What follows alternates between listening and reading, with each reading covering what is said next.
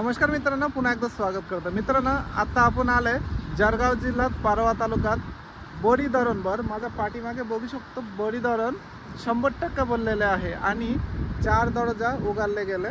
तो बघू शकतो बोरी जे नदी आपला ते नदीचे पाणी विसर्ग चालू आहे।